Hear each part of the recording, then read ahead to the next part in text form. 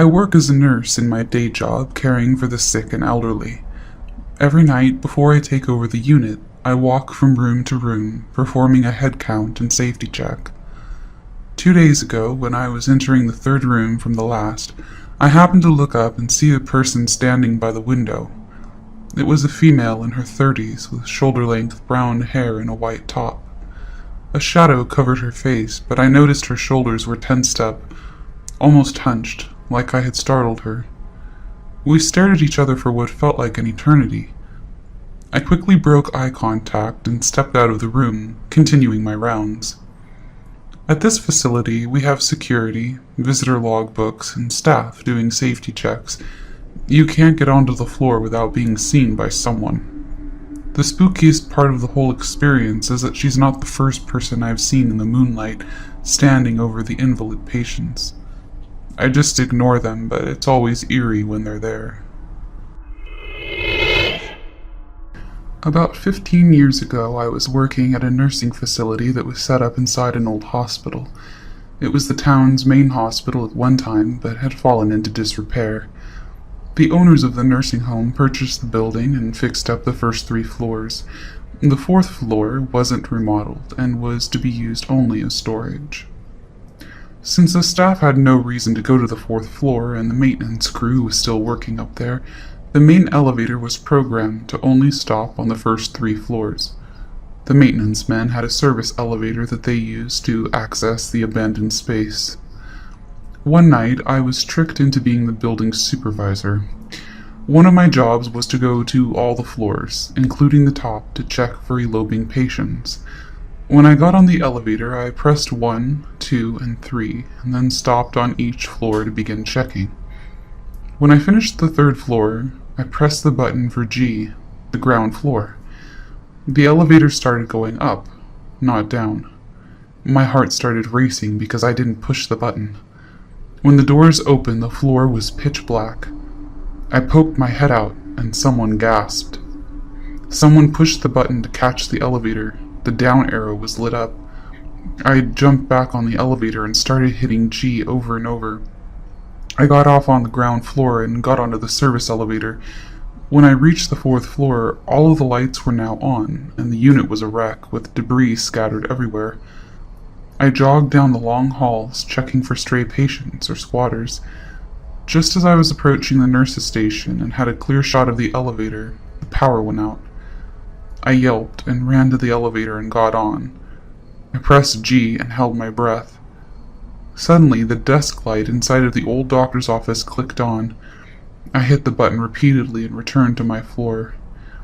The elevator continued to stop on the cutoff floor, as did the power outages on that unit. Since there was no cameras at the time, I'd fib and say I'd checked the floor. I just stayed on the elevator and then did head counts. I did this until the day I quit, but I never set foot on the 4th floor again.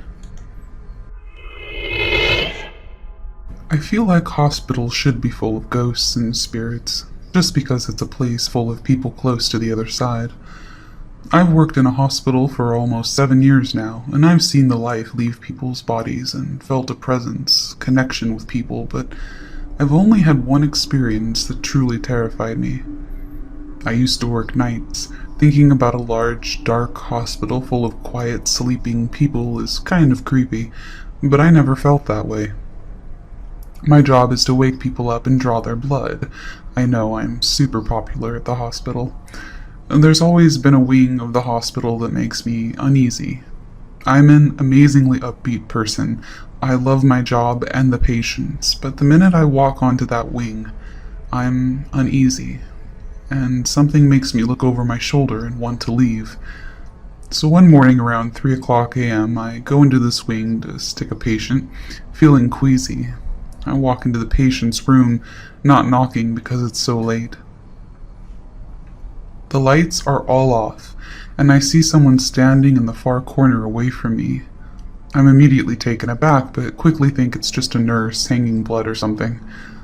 I look at the figure and ask, "Do you need me to come back?" No response. It turns toward the corner, slowly, and just stands there with its back to me. My whole body is on edge, and I've never felt so scared in my life. I knew without a doubt that it wasn't a nurse. I back out of the room and walk towards the nurse's station. I just lean against a wall, trying to catch my breath. A nurse asks if I'm going to be sick. I had to go back into the patient's room and draw her blood. This time I turned on the lights before I even stepped inside. Of course, there was no one there except for the sleeping old lady. I quickly drew her blood, trying to ignore the sinking feeling that someone was standing right behind me and watching me. I hate that wing, and that room will forever give me the tingles when I have to go into it. It's been years, but I won't forget it. I worked security at a small facility. Formerly a full-service hospital, it was now mostly an outpatient clinic, and the only overnight guests were the residents of the secure psych wing and the patients in the sleep studies wing, aka the sleep lab. On the weekends, the place was deserted except for the psych wing. Being in the psych wing was strange and creepy and scary, because of all the details mentioned and all the other stories you can find on the internet. Being in the sleep lab was strange and creepy and scary because it was on the other side of the hospital, as far from anybody else as you could be, isolated in its own wing, dimly lit, and with some serious soundproofing in the walls. Furthermore, legend had it that back when the facility was a full-service hospital, the sleep lab used to be the morgue, so the ghosts of everyone who had ever died at that hospital were concentrated in that area. If you were in the sleep lab by yourself, it was said, the ghosts would talk to you. Nobody seriously believed this, of course, but if an IT guy got called in to repair some equipment or housekeeping had to clean the area on a weekend, security would get called to check the area or even be asked to remain so they wouldn't have to be there alone. One quiet weekend, I was making my rounds through this facility. I passed through the secure psych wing and everything was fine. Most of the patients were hanging out in the day room, chatting with each other. As I passed by that room, I noticed one patient had a loud, clear, deep bass voice. It really stood out because most of the patients were female. I continued on, checking the rest of the facility, and I eventually came to the sleep lab. When I checked inside, I met up with one of the housekeepers. This particular housekeeper was one who had laughed along with me about the people who couldn't work in that area without a security escort, so I was surprised at her words. "I was just about to call you. There's a ghost in here. I can hear him talking." I assured her that there was no such thing as ghosts and checked the whole wing to show her we were alone. I was about to tell her how crazy she was when I realized that I was also hearing someone talking. It was quiet, but it was definitely a human voice. As I listened closely, I realized it was the same clear, deep bass voice that I had heard in the psych unit. Oh crap. A mental patient had gotten out of the secure area and was in the sleep lab with us. From the sound of the voice, a very large mental patient. I tried to get the housekeeper to leave the wing or at least lock herself in an office, but she wasn't letting me out of her sight. Again, I checked every room in the wing and found no one. When we stopped moving around and kept quiet, however, we could still hear the voice. Again, I checked every room, this time stopping every few steps to listen for the voice. I finally found the source of the voice in the monitoring room, where they had video and sound from every patient's sleep room. In one of the patient's sleep rooms, the television had been left on. The television audio played out of the same device that doubled as a nurse call button attached to the bed. This device had been left sitting on the headboard of the bed, very near the video camera, with which the staff could monitor the patient sleeping all night. The microphone on the camera was picking up the very quiet TV audio, and it was playing it out of a speaker in the monitoring room, much louder, but still so quiet that you could only hear it if you were listening for it. The show was some kind of interview show, and the host had a very loud, clear, deep, and bass voice. We turned off the TV and everything was quiet after that, except that from now on, this housekeeper joined the group that always asked for a security escort when she had to clean the wing over the weekend. It was a completely normal source, but it was still creepy until we figured it out. From August 2010 until May 2012, I worked as a security intern at a local hospital. I was only 16 when I began, and I thought it was the coolest job ever. And it was a very interesting job. Being security, I had access to every room in the hospital. I typically worked second and third shifts, which were 3 p.m. to 11 p.m. and 11 p.m. to 7 a.m. During the shift, we would have to do detects, which were basically security checks of the entire hospital. Being the low man on the totem pole, I usually got stuck with this job. But I didn't mind it because it was usually just an hour of walking and I got to snoop around. When I worked days, I never had any problems. I would hum to myself and talk to the staff. However, third shift was another story. I would hear and see things, especially in the cancer ward. It would feel like I was being watched. Possibly the scariest experience I had happened in summer of 2011. I was working third shift and I had been dispatching all night, so about 3 I got a break. I'd go smoke and then just walk for a little bit to wake myself up. So after I finished my cigarette, I decided to walk around the cancer center because they had a fridge with soda that we could take. I walked into the main hallway and past the chemo section.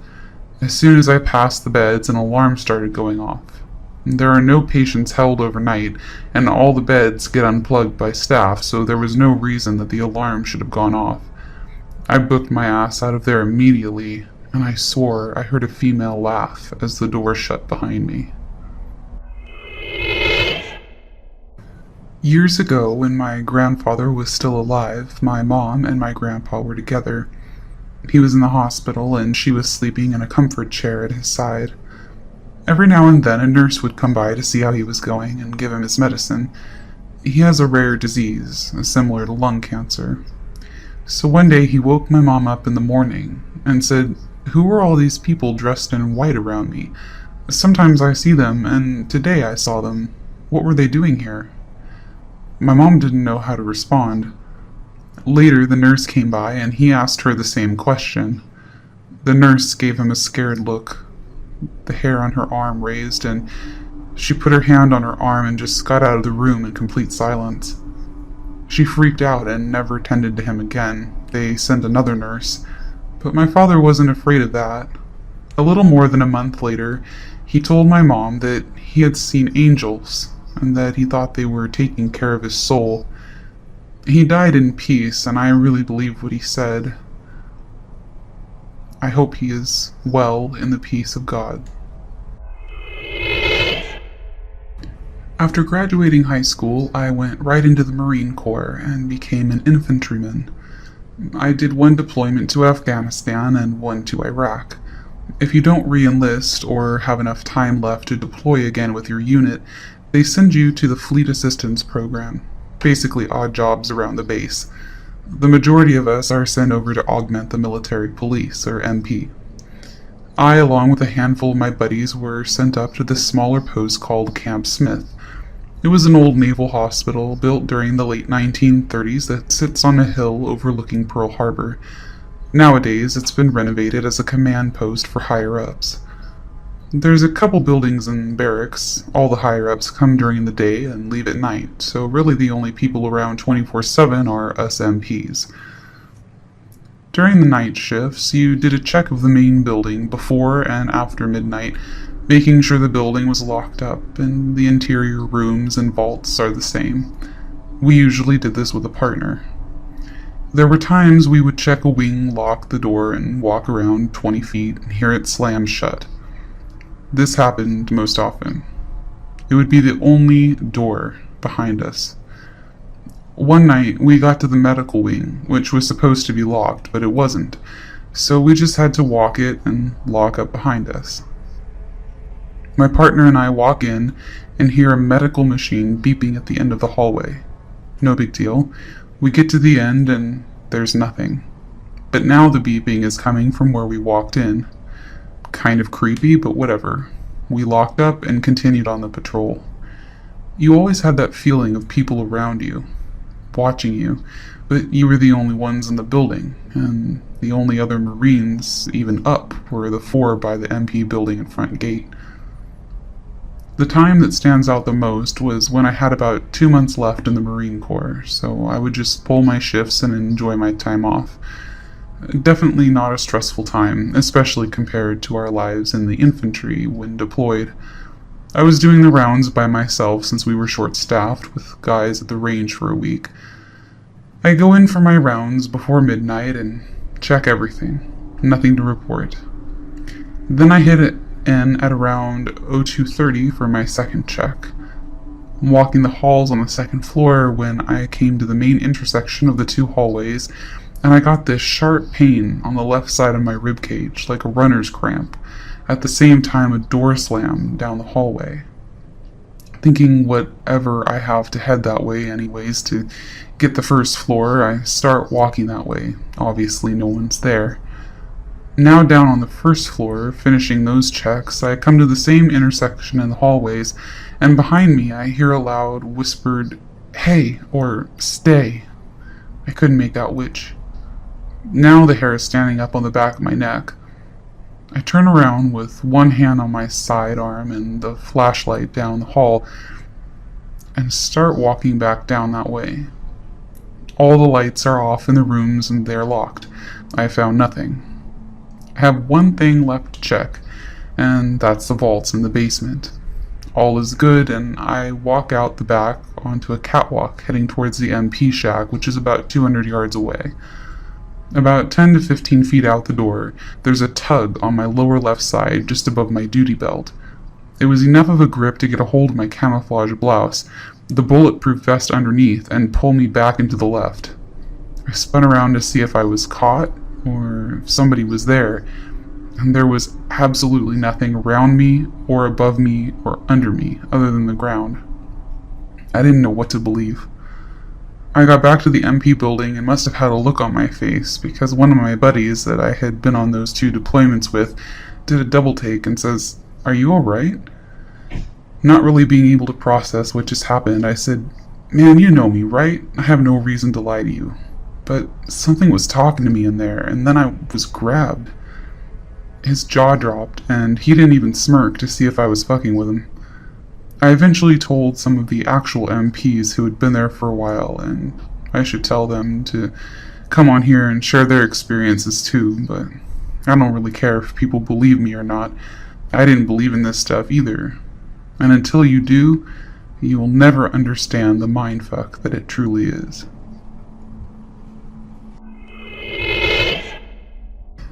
This happened in a city in the north of peninsular Malaysia.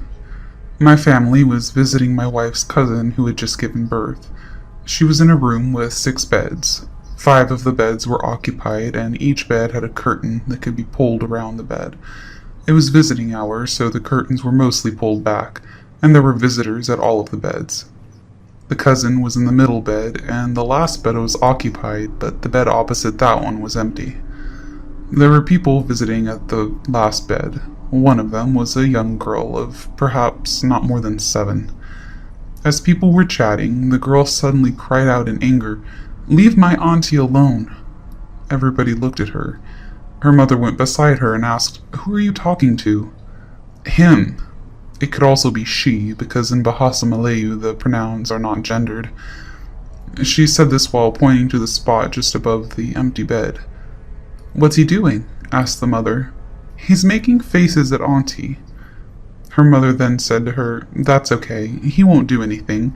Come, let's go get a drink." She then led the girl out of the room. I think she was trying to calm her down. I did some asking, and I was told that that wing of the hospital is reputed to be haunted, and it was the oldest building in the hospital complex. I guess kids really can see ghosts. I later realized that the mother didn't seem surprised at all at what the girl had said. It was as if it was something perfectly normal for her to say. So this was last fall when me and a few friends went to an abandoned hospital mental asylum thing that was near the biggest skate park in the city. I told my mom that I was going to the skate park with some friends, which wasn't out of the ordinary, so she dropped me off and we hung out till everyone got there. We skated to the hospital and tried to find a way inside. While looking, I was looking at the top floor windows for some reason, and I saw what looked like a nurse in all white staring at us.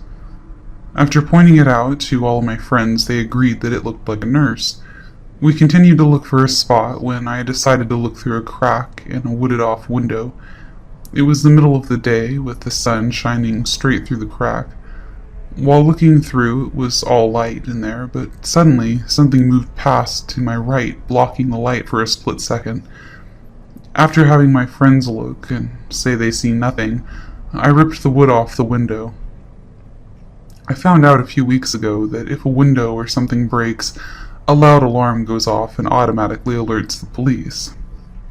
We opened up what looked to be an office area with 3 cubicles with a closet on one right side of the wall. My friend walked into the middle cubicle and I had my phone flashlight on, looking through the door in the hallway. My friend, out of the window, suddenly yells, "Get out of there, someone's in there!" Me and my friend already freaked out and sprinted out of the room. My friend said that she saw a shadow of about 6'5" sitting in the back corner inside of the closet, stand up and sprint straight at my friend. My friend outside is 6'2" and the shadow was bigger than him. After flipping out, we walked back over to where the nurse was and it was gone entirely. My hospital has some stories. I have 2 that are personal. Also, I've had several people tell me that the radiology department is haunted by a man in a blue shirt. Never seen him, but when the televisions in the ER start acting up, changing channels on their own, volume going up and down, they blame the blue shirt guy from radiology. My first experience happened about 4 months ago, early summer. I work second shift and park beside the loading dock so that I don't have to walk all the way across the large parking lot in the middle of the night. While I was walking through the loading dock, which is deserted at that time of night, and all the lights are off, and I tripped on some signage that was sticking out. It didn't hurt, but it startled me, and I exclaimed, "Shit!"